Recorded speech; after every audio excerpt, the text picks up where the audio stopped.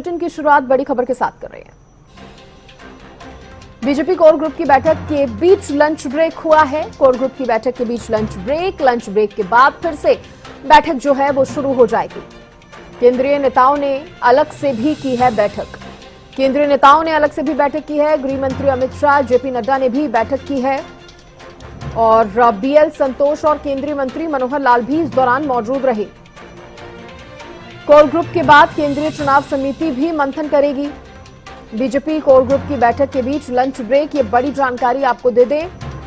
Lunch break के बाद एक बार फिर से बैठक जो है वो शुरू हो जाएगी और केंद्रीय नेताओं ने अलग से भी बैठक की है, ऐसी भी जानकारी है जिसमें बताया जा रहा है गृह मंत्री अमित शाह, जेपी नड्डा ने बैठक की है और बीएल संतोष और केंद्रीय मंत्री मनोहर लाल भी मौजूद रहे। बैठक में चर्चा विधानसभा चुनाव को लेकर, हरियाणा विधानसभा चुनाव को लेकर सभी के बीच में हुई है और सुबह से ही बीजेपी की कोर ग्रुप की बैठक भी जारी है और जिसमें लगातार विधानसभा चुनाव को लेकर, टिकटों के बंटवारे को लेकर, उम्मीदवारों के नाम पर लेकर चर्चा जो है वो की जा रही है। और इस बीच बताया जा रहा है कि केंद्रीय मंत्रियों ने भी आपस में मुलाकात जो की है, बैठक की है, उसमें भी जरूरी विषय पर, विधानसभा चुनाव से जुड़े अहम पहलुओं पर चर्चा जो है वो की गई है। तो ये बड़ी जानकारी आपको दे दें, कोर ग्रुप की बैठक में लंच ब्रेक हुआ है। लंच ब्रेक के बाद बैठक जो है वो फिर से शुरू होगी।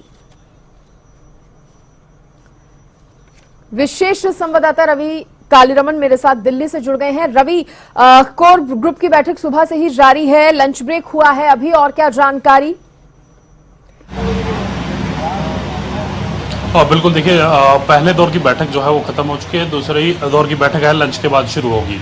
और इस बैठक की अगर बात की जाए तो बैठक में अंतिम जो होमवर्क जिसको हम कह सकते हैं वो किया जा रहा है, अंतिम रणनीति जो है वो बनाई जा रही है। शाम को करीब 8 बजे के आसपास केंद्रीय चुनाव समिति की बैठक है। उससे पहले तमाम जो काम है, जो पैनल है उसको लेकर किया जा रहा है। तमाम जो उम्मीदवार हैं उनको लेकर कहीं ना कहीं चर्चा की जा रही है। चर्चा में किस प्रकार से क्या कुछ निकल कर के आगे आएगा, क्या कुछ बदलाव करना है, उसको लेकर कहीं ना कहीं आज की बैठक काफ़ी अहम रहने वाली है। इस बैठक में केंद्रीय यूनियन मिनिस्टर, माफ़ कीजिएगा, होम मिनिस्टर यूएचएम यानी कि केंद्रीय होम मिनिस्टर अमित शाह इस बैठक में मौजूद है और उनके साथ साथ तमाम दिग्गज जो है वो मौजूद है। जेपी नड्डा है जो बीजेपी चीफ, वो इस बैठक में मौजूद हैं। हरियाणा के मुख्यमंत्री, हरियाणा के पूर्व मुख्यमंत्री बीएल संतोष, तमाम कोर ग्रुप के मेंबर्स जो हैं वो इस बैठक में मौजूद हैं और कहीं ना कहीं इस बैठक में अंतिम वर्क कर अंतिम होमवर्क करके जो है शाम को जो केंद्रीय चुनाव समिति की बैठक होनी है उसमें जाया जाएगा। फिलहाल की अगर बात की जाए तो उन नामों को लेकर कहीं ना कहीं मंथन किया जाना है जिनकी परफॉर्मेंस वीक है, जिनकी कहीं ना कहीं क्षेत्र में उतनी अच्छी पकड़ नहीं रही, तो उनको लेकर कहीं ना कहीं इस बैठक में खास तौर पर मंथन किया जा रहा है। सूत्रों के हवाले से जो जानकारी मिल पा रही है सृष्टि, उसके अनुसार करीब 24 के आसपास ऐसे विधायक हैं जिनकी टिकट पर तलवार जो है वो लटकी हुई है, यानी कि उनकी परफॉर्मेंस से शीर्ष आलाकमान, शीर्ष नेतृत्व संगठन के लोग जो हैं वो बहुत ज़्यादा खुश नहीं है। तो ऐसे में कहीं ना कहीं उनको लेकर थोड़ा सा संकट के बादल जो है वो छाए हुए हैं। इसके अलावा जो सांसद हैं, सांसदों के परिवार के लोगों को भी टिकट जो है वो दी जा सकती है। कई सांसद जो हैं वो अपने परिवार के लोगों के लिए टिकट मांग रहे हैं, तो कहीं ना कहीं उन पर भी विचार किया जा रहा है। शाम तक जब केंद्रीय चुनाव समिति की बैठक होगी उससे पहले तमाम जो होमवर्क है वो पूरा कर लिया जाएगा। उसी प्रकार की भागदौड़ जो है वो आज जेपी नड्डा के आवास पर देखी जा रही है। उसी प्रकार से ये जो बैठकों का दौर है वो लगातार जारी है। सुबह भी छोटी टोली की बैठक हुई थी, उसमें भी नामों को लेकर चर्चा हुई थी। अब कोर ग्रुप की बैठक हो रही है और शाम को केंद्रीय चुनाव समिति की बैठक है। तो 3 बैक टू बैक बैठकें एक ही दिन में, और माना जा रहा है कि कल देर रात या कल सुबह तक जो है पहली सूची जो है वो बीजेपी जारी कर सकती है। अब फोकस कहां पर रहने वाला है, या यूं कहें जो पैरामीटर बीजेपी की तरफ से सेट हुए हैं उम्मीदवारों के चयन के लिए, क्या कुछ वो रहने वाले हैं? कहां पर ज्यादा पार्टी ध्यान देती नजर आएगी, किन किन बातों पर? क्योंकि कहा जा रहा है कि विनेबिलिटी का जिक्र क्योंकि कांग्रेस बार बार कर रही है, इस बीच बीजेपी की बात करें तो वो परफॉर्मेंस और छवि को लेकर भी ज्यादा फोकस करती हुई नजर आ रही है। रवि, और बिल्कुल देखिए, विनेबिलिटी रेट बिल्कुल चेक किया जा रहा है, किस विधायक का, किस नेता का क्या विनेबिलिटी रेट है। सर्वे जो बीजेपी की तरफ से कराया गया है, इंटरनल सर्वे, उसमें उसकी रिपोर्ट किस प्रकार से आई है, कैसी रिपोर्ट है, उसको जांचा जा रहा है। इसके साथ साथ उस नेता की छवि अपने इलाके में किस प्रकार से है, क्या कोई उसकी छवि में डेंट है या कोई कहीं ना कहीं कुछ कारण ऐसे हो जाते हैं जिसकी वजह से जो है छवि खराब हो जाती है, वो तमाम चीज़ें जांची जा रही हैं। इसके अलावा अगर बात की जाए अनुशासन, कितना अनुशासन में नेता रहता है, जो टिकट के चाहवान जो नेता हैं वो कितने अनुशासन में रहे हैं, पार्टी के प्रति कितने समर्पित रहे हैं, वो तमाम चीज़ें जांची जा रही हैं। इसके साथ साथ उम्र का एक फैक्टर है।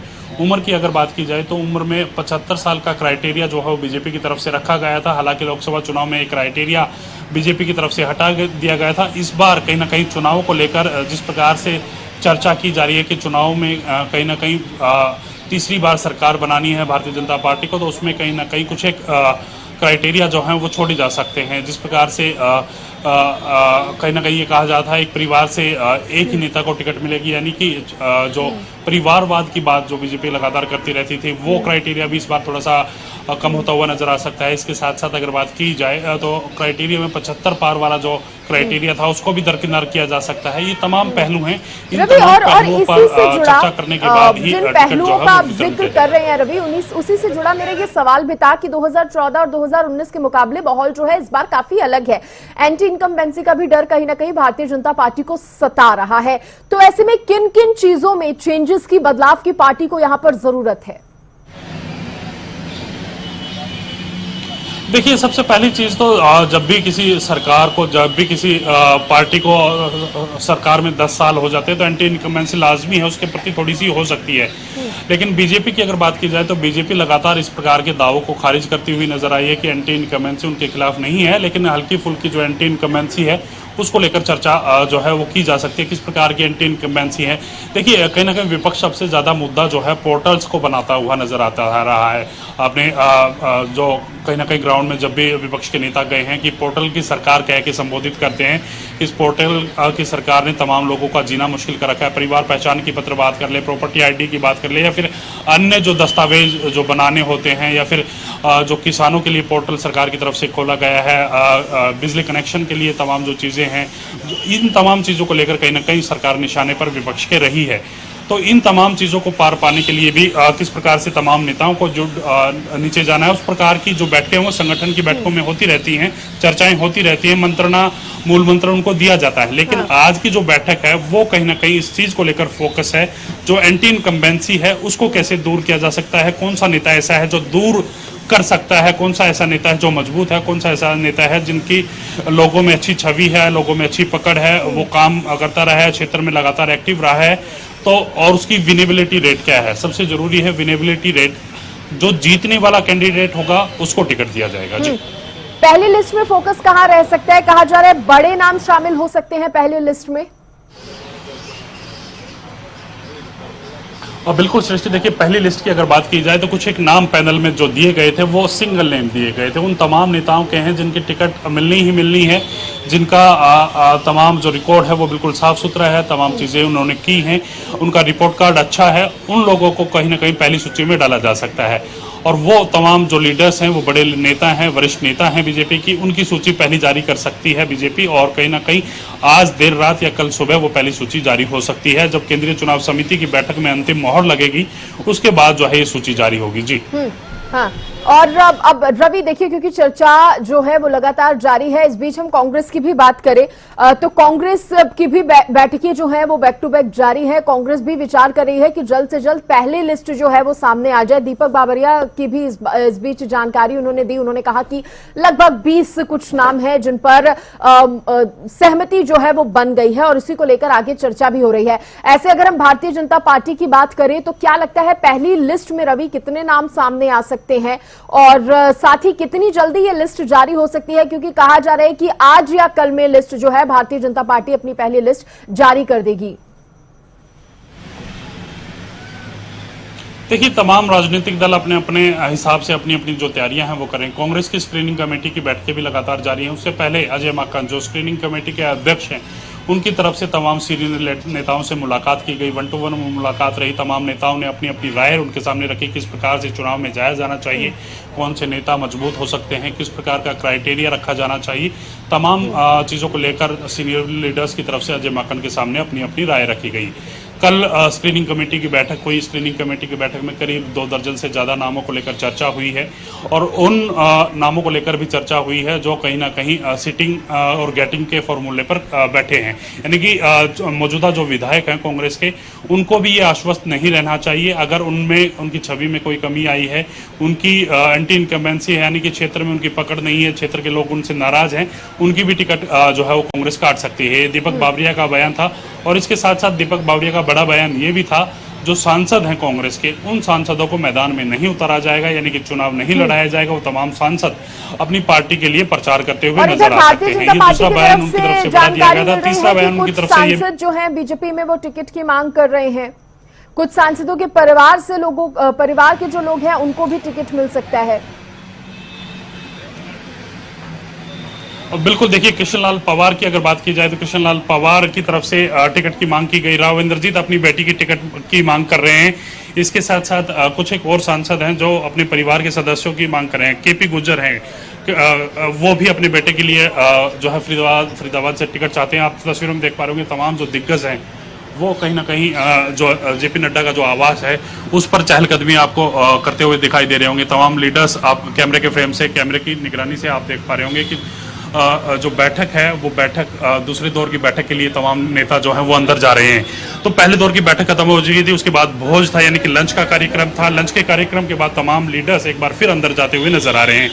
यही बैठक है, थोड़ी देर और लंबी चल सकती है, यानी कि आज की इस बैठक में कहीं ना कहीं फाइनल रिपोर्ट तैयार करके केंद्रीय चुनाव समिति के पास भेजी जाएगी। उस केंद्रीय चुनाव समिति के पास भेजे जाने के बाद ही अंतिम मोहर लगेगी और आज देर रात या कल सुबह पहली सूची जो है बीजेपी जारी कर सकती है। रवि, देखिए इस बीच बार बार ये भी कहा जा रहा है कि लोकसभा चुनाव के जो रिजल्ट आए थे उससे भी भारतीय जनता पार्टी ने सबक लिया है और उसको भी ध्यान में रखकर आगे की प्लानिंग जो है हरियाणा में विधानसभा चुनाव के लिए पार्टी कर रही है। और लोकसभा के रिजल्ट हमने भी देखे हरियाणा में किस तरह से पांच का आंकड़ा रहा, सीटें जो है भारतीय जनता पार्टी की कम हुई। इस तरह से लोकसभा के जो रिजल्ट उत्तर प्रदेश में भी आए उसका अगर हम जिक्र करें, वहां पर भी कहा जा रहा था कि जो सीटें कम हुई हैं उसके पीछे कारण यह माना जा रहा था कि बीजेपी ओवर कॉन्फिडेंट थी कि मोदी लहर में सब कुछ सही होगा या मोदी लहर में सीटें जो है वो भारतीय जनता पार्टी के ही पाले में जाएंगी। इसको लेकर कहीं ना कहीं ओवर कॉन्फिडेंस यूपी में भी भारतीय जनता पार्टी के अंदर नजर आया था, जिसका खामियाजा उसे भुगतना पड़ा।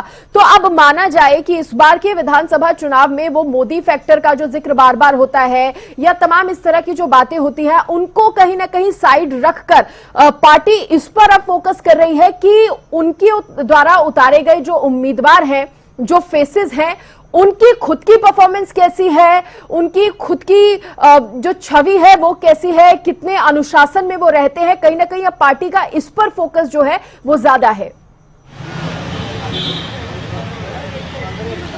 देखिए सृष्टि, कहीं ना कहीं मैं शुरुआत करूंगा, आपने जो लोकसभा चुनावों की बात कही थी उससे। लोकसभा चुनाव में कहीं ना कहीं भारतीय जनता पार्टी को बड़ा नुकसान इस बार झेलना पड़ा था, क्योंकि 2019 की बात की जाए तो 10 की 10 सीटें जो है भारतीय जनता पार्टी की तरफ से जीती गई थी। अब कहीं ना कहीं जिस प्रकार से पूरा चुनाव रहा है 2024 का लोकसभा चुनाव, तो कांग्रेस ने शानदार कमबैक किया, 5 सीटें जीती। और ये वजह सबसे बड़ी यही वजह जो है उन चुनावों की बताई जा रही है कि एंटी इनकम्बेंसी होना। दूसरा, प्रदेश के जो लोग हैं वो पोर्टल से नाराज थे, क्योंकि लगातार विपक्ष इस चीज को लेकर जो है वो कहीं ना कहीं आरोप लगाता रहा है कि पोर्टल से प्रदेश के जो लोग हैं वो नाराज, उनके काम नहीं हो पाते। परिवार पहचान पत्र में अगर कुछ अपडेट भी करनी हो तो कहीं ना कहीं उससे दिक्कत का सामना।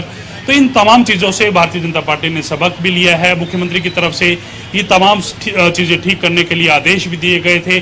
कहीं ना कहीं परिवार पहचान पत्र की अगर बात की जाए तो उसमें इनकम एक सबसे बड़ी गलती जो है वो नजर आती थी कि इनकम परिवार की जो है वो ज़्यादा दिखा दी जाती थी या फिर उनमें कोई ना कोई गलती होती तो उसका सुधार नहीं किया जाता था। मुख्यमंत्री की तरफ से साफ आदेश दिए गए थे।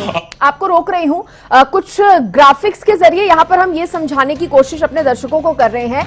राव इंद्रजीत की नाराजगी को लेकर, नाराज है राव या फिर दबाव का दाव है? राव को मनाने में बीजेपी हाईकमान जुटा हुआ है क्या, ये अब सवाल उठ रहे हैं। पहले बेटी के चुनाव के लड़ने का ऐलान वह करते थे, अब आरती राव के लिए सीट चुनने से इनकार।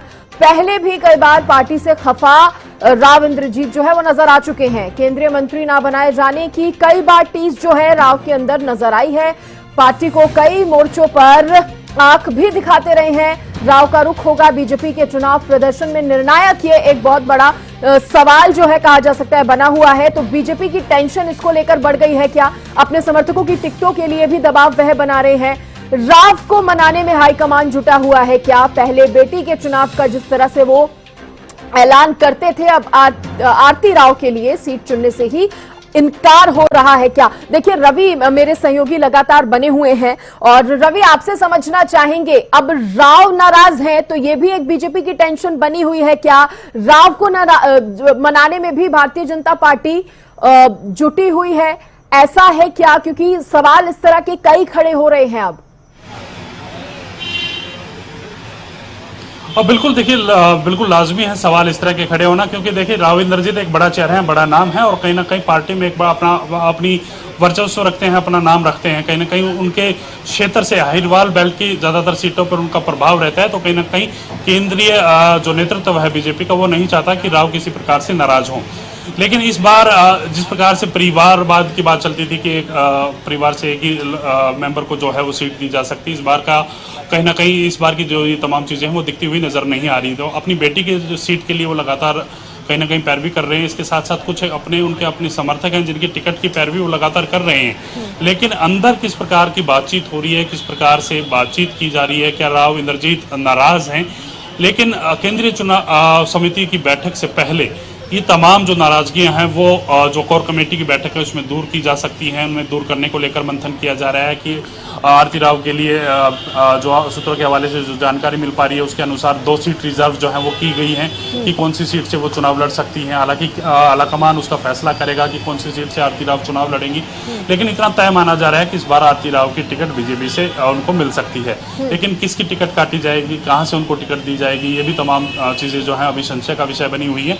लेकिन जब इस प्रकार का कोई नेता, इस प्रकार का कोई लीडर नाराज होता है तो लाजमी है उस पार्टी को नुकसान होता है। तो कहीं ना कहीं बीजेपी शीर्ष नेतृत्व के संज्ञान में तमाम चीजें हैं, तो वो कम से कम राव इंद्रजीत को नाराज नहीं करना चाहते यहाँ। हाँ, और जिस तरह से हम जिक्र भी कर रहे हैं, पार्टी को कई मोर्चों पर आंख भी दिखाते राव इंद्रजीत नजर आए हैं। अब वो भले ही अग्निवीर योजना से जुड़ा मुद्दा हो या अन्य कई जगहों पर कई चीजों को लेकर उनकी जो सहमति है वो पार्टी के साथ बनती हुई नहीं नजर आई, ऐसा भी हमने देखा है। रवि बिल्कुल देखा है, और लाजमी जब लोकसभा का चुनाव हुआ, जब उनको मंत्री बनाया गया, राज्य मंत्री बनाया गया, तो उसको लेकर भी वो कहीं ना कहीं पूरे प्रदेश में घूमे हैं और उनकी तरफ से कहा गया कि मैं इतनी बार का सांसद हूं और कहीं ना कहीं मुझे अभी भी राज्य मंत्री बनाया गया है, तो उसको लेकर भी वो नाराज नजर आए। मुख्यमंत्री रेस को लेकर भी वो कहीं ना कहीं बीच बीच में अपनी नाराजगी जो है वो जाहिर कर चुके हैं। मुख्यमंत्री की रैलियों पर यानी कि मंच से भी कहीं ना कहीं वो अपनी नाराजगी जो है लोगों के सामने रख चुके हैं कि अनदेखी जो है अहिरवाल क्षेत्र की हो रही है, तो उसको लेकर भी कहीं ना कहीं अपनी नाराजगी वो अपनी जाहिर करते रहते हैं। जब भी कोई ऐसा मौका होता है तो कहीं ना कहीं वो अपनी नाराजगी जाहिर जरूर करते हैं।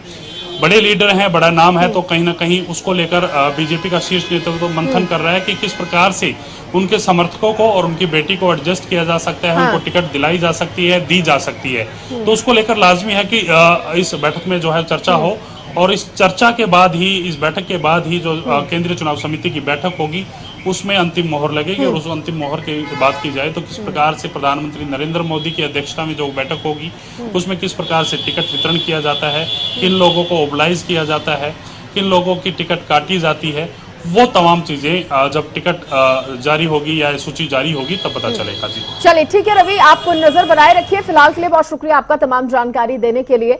तो बड़ी खबर इस वक्त की आपको बता दें कि भारतीय जनता पार्टी की बैठकों का दौर जो है वो लगातार जारी है। फिलहाल कोर ग्रुप की बैठक जो है वो चल रही थी, जिसके बाद लंच ब्रेक हुआ और जल्द ही कहा जा रहा है कि केंद्रीय चुनाव समिति की भी बैठक होनी है।